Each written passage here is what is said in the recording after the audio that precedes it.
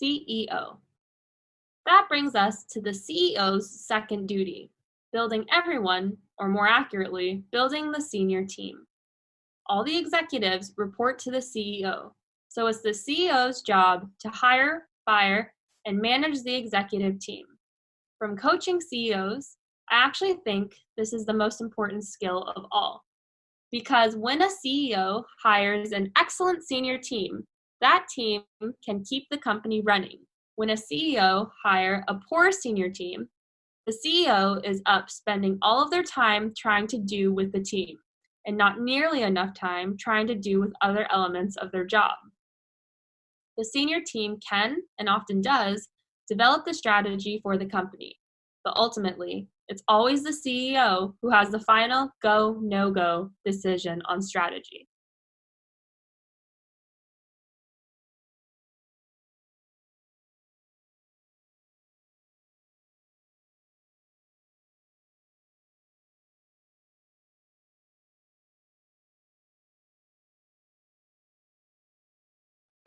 Beautiful buildings.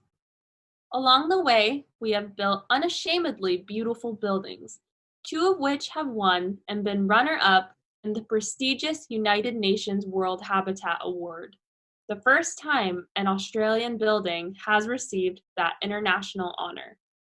We rely on older concepts of Australian architecture that are heavily influenced by the bush.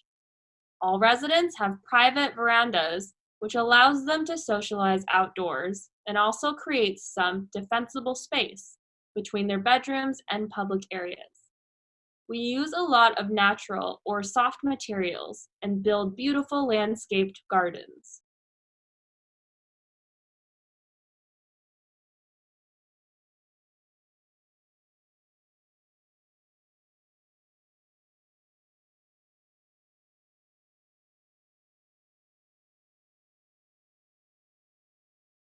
Financial markets swung wildly yesterday in frenzied trading market by further selling of equities and fears about an unraveling of the global carry trade. At the same time, trading in the European credit markets in London was exceptionally heavy as traders frantically reassessed their appetite for risk, prompting wild swings in the prices of the key derivatives. It was the third day of frenetic activity in the European credit markets, suggesting that equity market swings were prompting a wider repositioning of investors in a host of asset classes.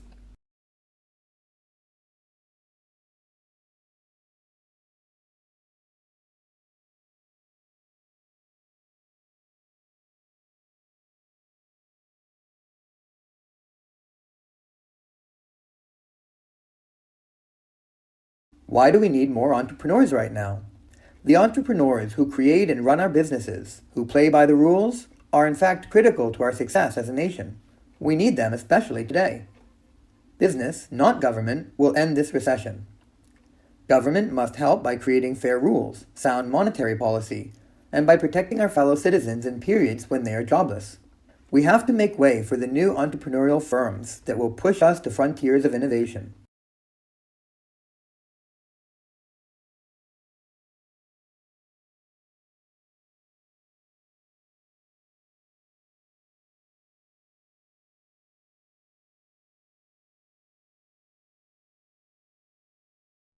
We are trying to understand the locomotion of one of our closest living relatives, which is the orangutan, and also the locomotion of all of the apes and the common ancestor of humans and the other apes. And in that area, we have had a big problem traditionally, and that we know a lot about how they move around the forest. I've been out to the forest and spent a year recording the different types of locomotion they use. But we have no idea about the energetic cost of how they move around the forest and the solutions that they find to problems of moving around the canopy.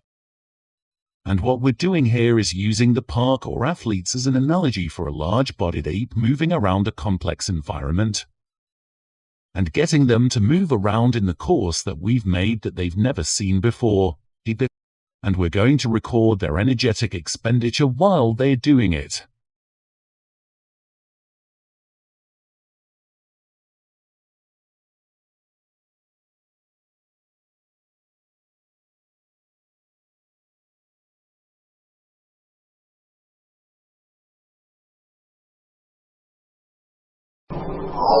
We have ignition. We have liftoff. Let's say you've saved up $200,000 for a trip to space with Virgin Galactic. Lucky you.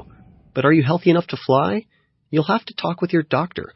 A new study in the BMJ outlines the role that general practitioners will have to play in commercial spaceflight. After all, astronauts typically have to be in tip-top shape, but opening the door to the paying public means that less healthy individuals will soon have access to space too. And the stress of spaceflight, combined with the negative effects of weightlessness on muscle and bone, could cause real problems. It may be up to your personal physician to make the go, no-go call based on your medical history. Among the potential hypotheticals floated in the BMJ study, can my patient with stable angina and a pacemaker for complete heart block participate in a suborbital Virgin Galactic flight? What is the maximum allowable time that my patient with osteoporosis can spend on a planned vacation at a space hotel? There are no official answers, yet, but the study's authors note that such questions may be in the air, or lack thereof, in the not-too-distant future.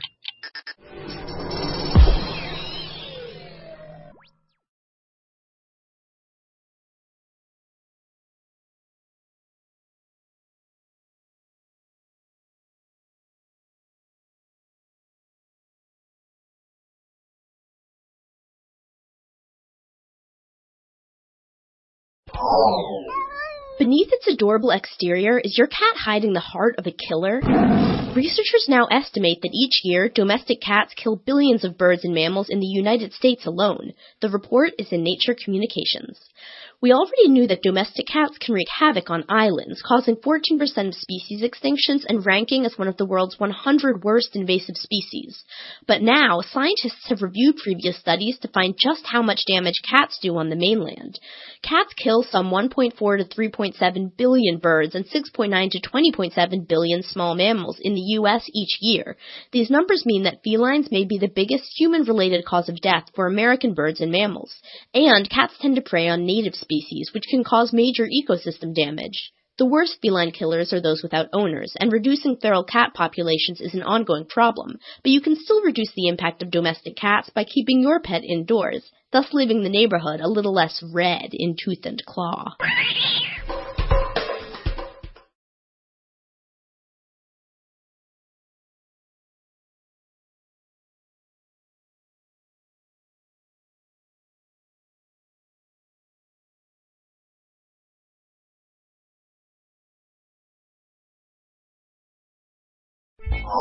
Being physically active has numerous benefits.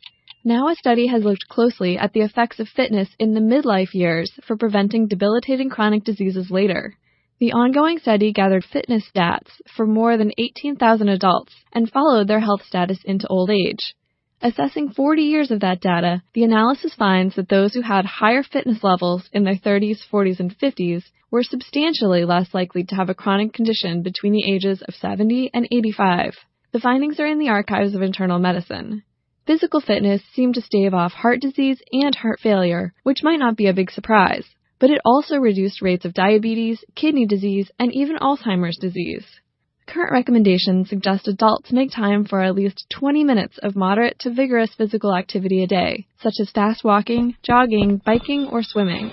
Busy middle-aged people might find it especially hard to make time for such exercise, but a small investment looks like it could pay big health dividends for decades to come.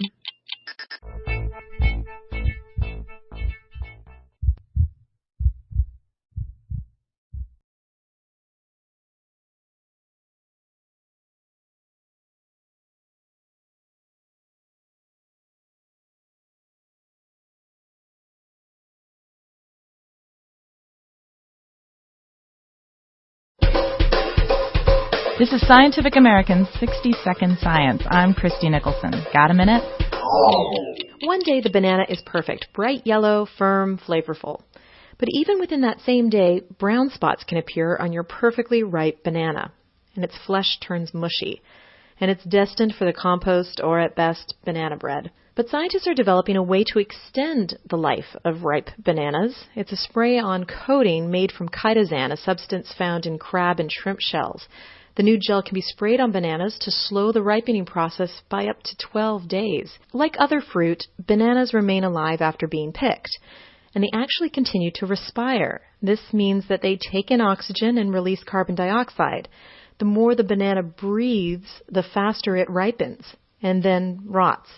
Bananas ripen more quickly than most fruit because they don't naturally slow the respiration after being picked. In fact, it speeds up, causing bananas to become mushy. Chitosan not only kills the bacteria on banana skin that then leads to rot, it also significantly slows down the respiration in the first place. So bananas won't drive you bananas.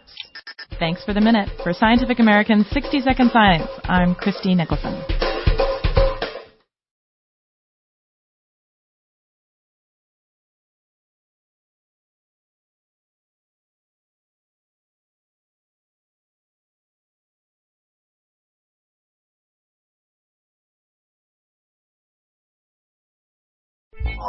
Doctors know a lot about prescribing medications. Take 2 brisk walks and call me in the morning. But for many patients, a light, get-moving plan might be just what the doctor should have ordered. Many of us aren't exactly in peak physical condition, but a large number of people are actually deconditioned. So says the Mayo Clinic's Michael Joyner in an essay in the Journal of Physiology. After surgery, illness, pregnancy, or extended inactivity for any reason, people might feel faint or fatigued when they try even mild exercise. These signs, Joyner argues, should be recognized by doctors not as symptoms that should be treated with drugs, but rather as a medical state of deconditioning that might be better helped with a gentle guided exercise program. It might sound counterintuitive that fatigue can be beat back with exercise, but remember Newton. Isaac, not Fig.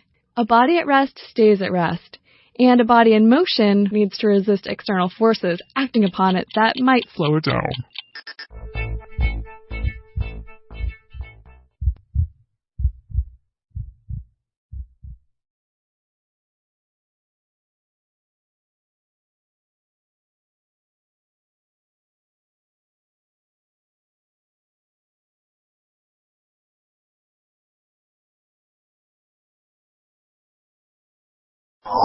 Having a kid changes everything, from your sleep schedule to the status of that formerly spare room. The stable of bacteria that live in a woman's gut is also transformed when their host becomes pregnant.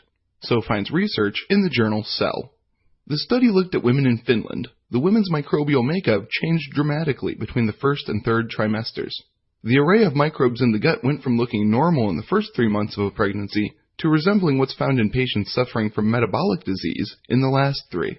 But some symptoms of that condition, like weight gain and slower sugar metabolism, can be beneficial to pregnant women, supporting energy storage that helps a fetus develop. Other symptoms, like inflammation, demonstrate that the immune system is functioning properly as a pregnancy comes to term. Scientists don't yet fully understand what brings about the changes in gut bacteria. Immune function is a suspect, but factors like hormonal signals aren't ruled out. The research suggests that other changes to the body, like puberty or old age, could also bring about microbial makeovers.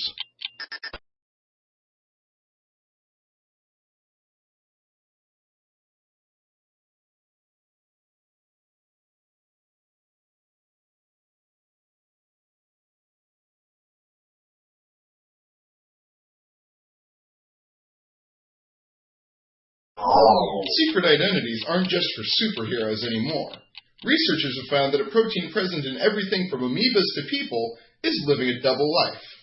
Once it binds to DNA, the protein, called RFAH, rips apart and then refolds into a different shape to do a different job.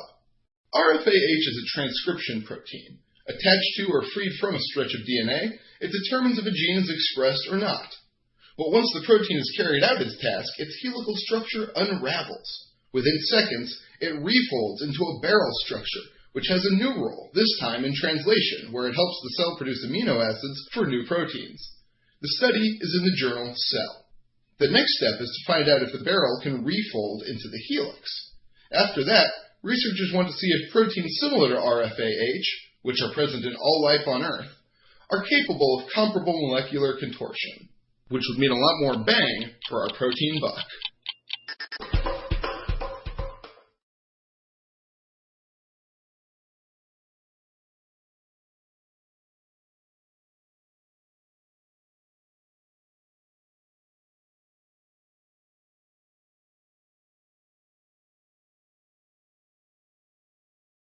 As it ages, white paper turns a distinctive yellow. But why? To find out, scientists artificially aged modern paper to reveal the changes on the molecular level. The research is in the journal Physical Review Letters. For 48 days, 3 unbleached paper samples aged rapidly in reactors that simulated different environmental conditions. The researchers then compared the artificially aged samples to the real deal, 3 pieces of paper crafted in 15th century Europe.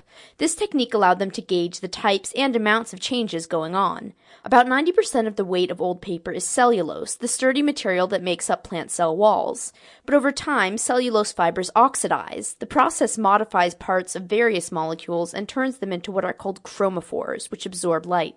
White paper is white because it reflects all colors of light. Aging paper filled with chromophores reflects wavelengths that make it look yellow. The non-destructive technique used in this study could inform research to preserve and even whiten ancient texts and art, and give paper conservation a brighter outlook.